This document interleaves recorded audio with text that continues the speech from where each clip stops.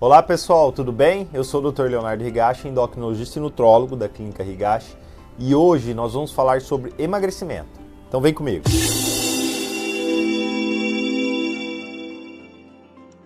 Uma das perguntas que mais recebo no meu dia a dia é: doutor, como faço para emagrecer? Eu tenho muita dificuldade, já tentei de tudo. Então eu resolvi gravar esse vídeo para vocês falando sobre 10 passos importantes que, na minha visão de especialista, acho importante para quem busca um emagrecimento saudável. Primeiro ponto importante é o que leva uma pessoa a engordar. Logicamente, o excesso de peso é uma condição multifatorial.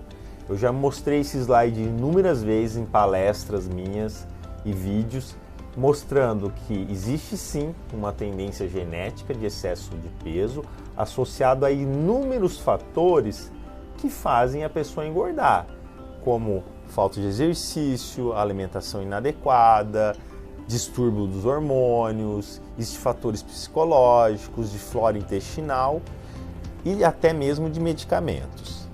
Então, o primeiro ponto que eu queria falar com vocês é a respeito sobre déficit calórico. Não há dúvida que o mais importante para emagrecer é a alimentação. Não importa qual dieta que você faça, o mais importante é você fazer um déficit de energia. Ou seja, se você gasta 2.000 calorias, não adianta você consumir 2.000 calorias. Você não vai sair do lugar. Você sempre tem que fazer um déficit energético. Independente da dieta, se a dieta ela for baixa em carboidrato, baixa em gordura, paleolítica, mediterrânea, porém os estudos já mostraram que numa mesma dieta, com a mesma caloria, uma dieta mais baixa em carboidrato é que melhor responde, como esse estudo mostrou, principalmente nos primeiros 6 meses de tratamento. Depois, a tendência a longo prazo é diminuir essa diferença entre as dietas convencionais, mas o importante, com certeza, é o déficit energético. E para eu saber, então, quanto de déficit energético uma pessoa precisa, o ideal é fazer uma avaliação, pelo menos de uma composição corporal, que pode ser feito através de um exame chamado de bioimpedância, e mais precisamente, para eu saber quanto de energia que a pessoa gasta, ela pode fazer um exame chamado de calorimetria, que é um exame que mede, através do consumo de oxigênio e o consumo do gás carbônico, quanto de energia e qual o metabolismo basal da pessoa, ou seja, quanto que ela gasta de energia. Lembrando que quanto maior o déficit calórico, maior é a perda de peso.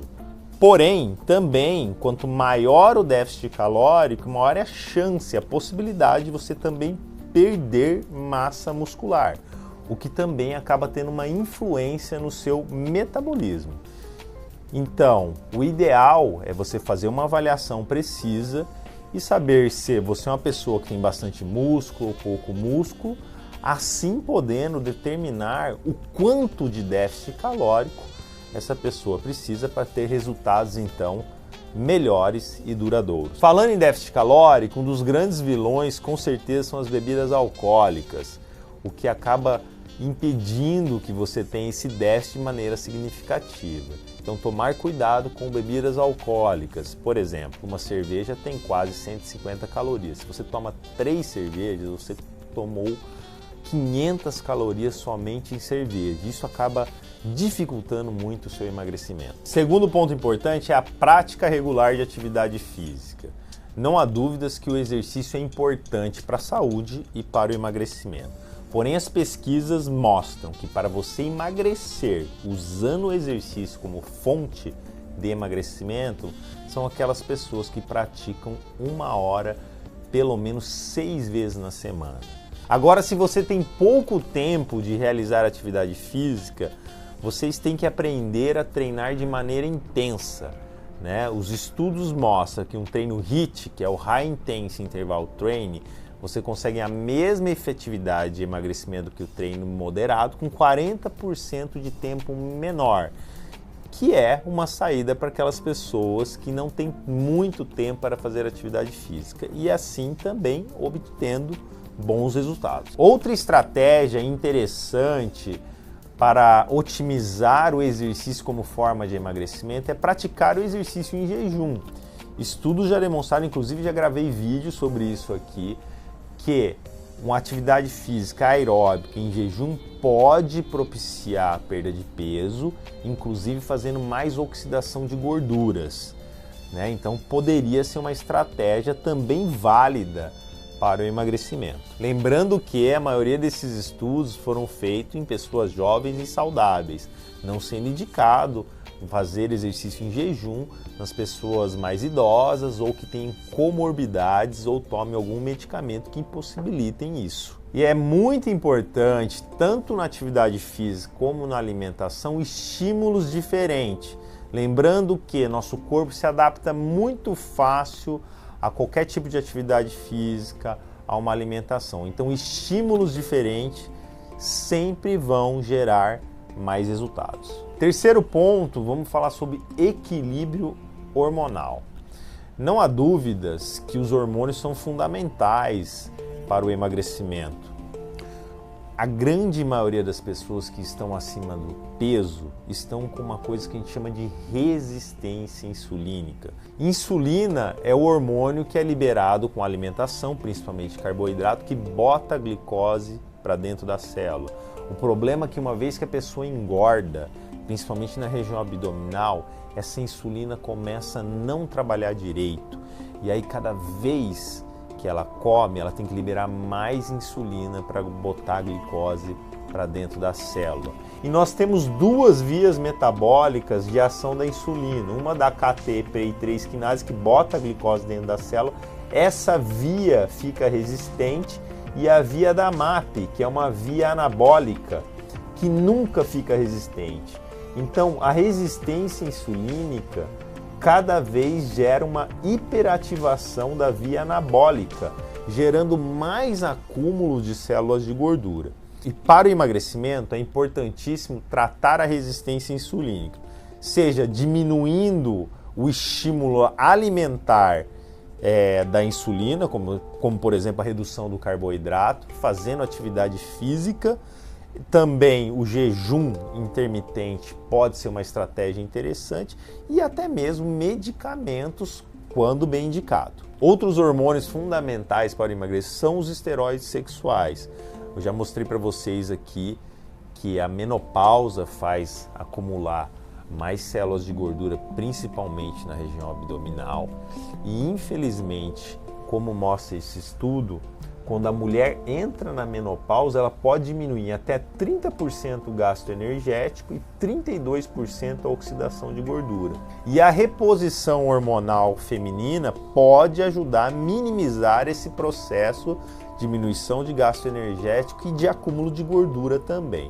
E nos homens, a mesma coisa, a deficiência de testosterona gera mais resistência insulínica, gera mais síndrome metabólica, e a própria resistência insulínica pode gerar deficiência de testosterona, gerando uma via de mão dupla de um ciclo vicioso da pior. E você fazer uma reposição também pode ajudar no processo de emagrecimento. Outro hormônio fundamental para o emagrecimento são os hormônios tiroidianos.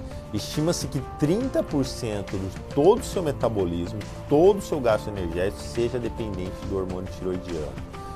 E pequenas alterações podem já ter uma influência no peso e no metabolismo. Então é fundamental que esse hormônio também esteja equilibrado. Quarto ponto importante é saúde intestinal. Já há alguns anos, estudos demonstram que a flora intestinal, a saúde intestinal está envolvida com o aumento de peso. O que acontece quando você tem um intestino que não está saudável? Você tem um aumento da permeabilidade intestinal e absorção de coisas indesejáveis, como por exemplo LPS, e isso vai gerar uma inflamação, resistência insulínica e maior acúmulo de célula de gordura, e também uma desregulação do apetite e da saciedade. Então, cuidar da saúde intestinal é fundamental para o emagrecimento. E a coisa mais importante para você cuidar do seu intestino é ter uma alimentação mais natural possível, consumindo muito vegetais, legumes e verduras. Pelo menos 6 a 9 porções por dia de vegetais, legumes e verduras e frutas. Aliás, esta é a regra número 1 de uma alimentação saudável. Logicamente que existem suplementos que também podem te ajudar a ter um intestino mais saudável, que vai desde enzimas digestivas, probióticos, aminoácidos como a glutamina, mas nada disso vai adiantar se você não tiver uma alimentação saudável. Quinto ponto é sono de qualidade. Não há dúvidas que você ter um sono de qualidade ajuda tanto na sua saúde como também no emagrecimento. Estudos mostram que você ter menos de 6 horas de sono por dia faz você piorar a sensibilidade à insulina, aumentando a secreção de grelina, que é um hormônio que aumenta o apetite, diminuindo a sensibilidade à leptina, que é o hormônio que inibe o apetite, além de diminuir a capacidade de atividade física, fazendo uma diminuição do seu metabolismo e aumento do peso e aumento do risco de diabetes e doenças metabólicas. Eu recomendo que vocês tenham pelo menos 7 horas de sono por dia, de uma maneira sincronizada, ou seja, o sono tem que ser durante a noite e não durante o dia. Sexto ponto importante é jantar cedo e ter todos os dias de 12 até 14 horas de jejum.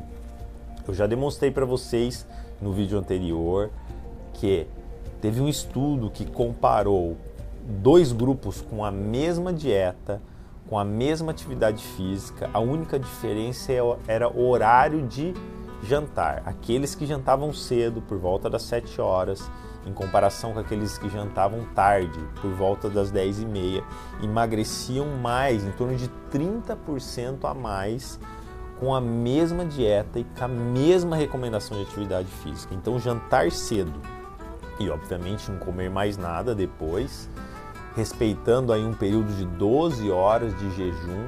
O ideal é 14, que teve estudos que já demonstraram isso, que colocou pessoas obesas com síndrome metabólica e diabetes em 14 horas de jejum, e teve um resultado interessante na perda de peso e na melhora dos parâmetros metabólicos. Aliás, já há algum tempo tem se mostrado que um ritmo biológico sincronizado é aquela pessoa que dorme cedo, janta cedo, come menos à noite, ou seja, menos do que 30% do valor calórico total, acorda cedo. Isso tem um ritmo biológico sincronizado com o dia e isso está associado à saúde. O inverso está associado a doenças metabólicas, inclusive obesidade. Sétimo ponto importante é controle da compulsão e do estresse. Muitas pessoas são viciadas em açúcar. Aliás, estudos já demonstraram que o açúcar pode ser mais viciante que a cocaína. Esse estudo comparou 5 parâmetros de vício e demonstrou que o açúcar empata em 3 parâmetros de vício com a cocaína e consegue ganhar em 2, ou seja, ela consegue ser mais viciante que uma droga, como por exemplo a cocaína. E muitas pessoas são compulsivas e viciadas em açúcar e precisam de ajuda para controlar esse vício. Essa ajuda pode ser desde medicamentosa, com suplemento, com terapia, com tratamentos específicos, porque é muito difícil uma pessoa conseguir emagrecer consumindo grandes quantidades de açúcar. Outra questão importante é o controle do estresse, que hoje em dia está muito frequente, que ele altera o eixo hipotálamo, hipófise adrenal, que faz também a busca por comfort foods, ou seja, alimentos que confortam, rico em carboidratos, que também podem prejudicar o emagrecimento. O oitavo ponto importante é a respeito das toxinas ambientais. Talvez seja o mais difícil de se botar em prática no dia a dia. Nós sabemos que tem várias substâncias tóxicas que estão no nosso dia a dia, como plásticos, conservantes, agrotóxicos, metais pesados, que fazem disrupção do seu sistema hormonal, ajudando ao acúmulo de células de gordura.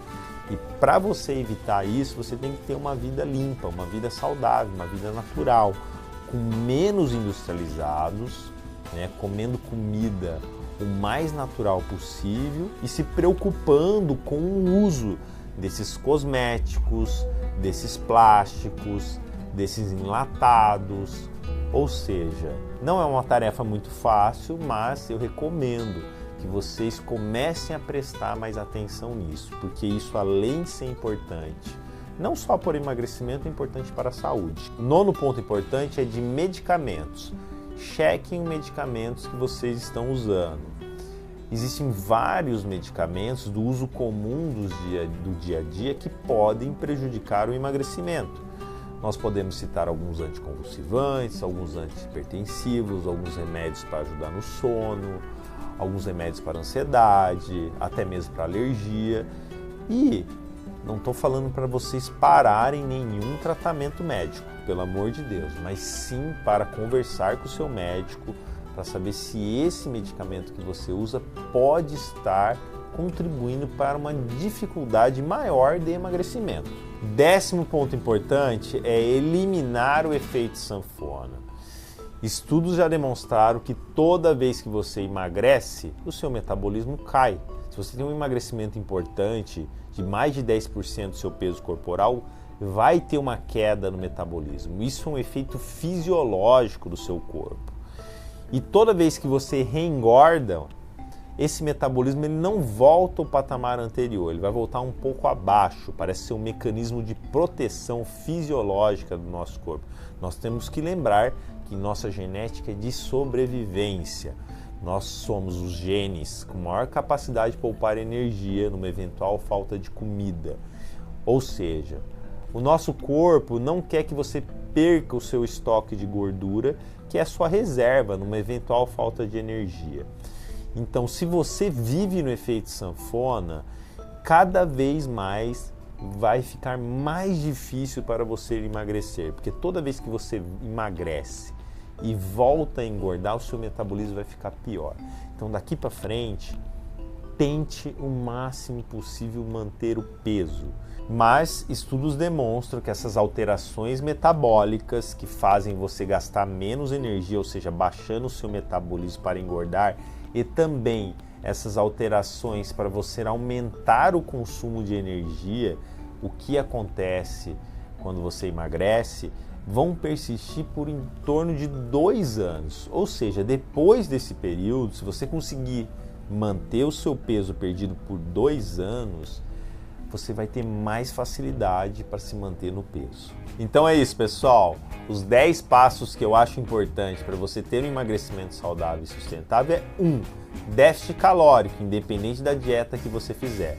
2. Atividade física, no mínimo 1 hora, 6 vezes na semana. 3. Cuide dos seus hormônios, né? Equilíbrio hormonal é fundamental. 4. Cuide do seu intestino comendo pelo menos 6 a 9 porções de vegetais, legumes e verduras. 5. Sono de qualidade. Ter pelo menos 7 horas de sono todos os dias e durante a noite. 6. O jantar cedo. Jantar cedo e tentar manter de 12 a 14 horas de jejum todos os dias. 7. Controle da compulsão alimentar e do estresse. 8. Tenha uma vida mais limpa, livre das toxinas, o mais natural possível, evitando os industrializados, enlatados, empacotados. 9. Cheque os medicamentos que pode ser que tenha algum que te prejudica. 10. Acabe de vez com o efeito sanfona, senão cada vez vai ficar mais difícil para o emagrecimento. Até a próxima e muito obrigado.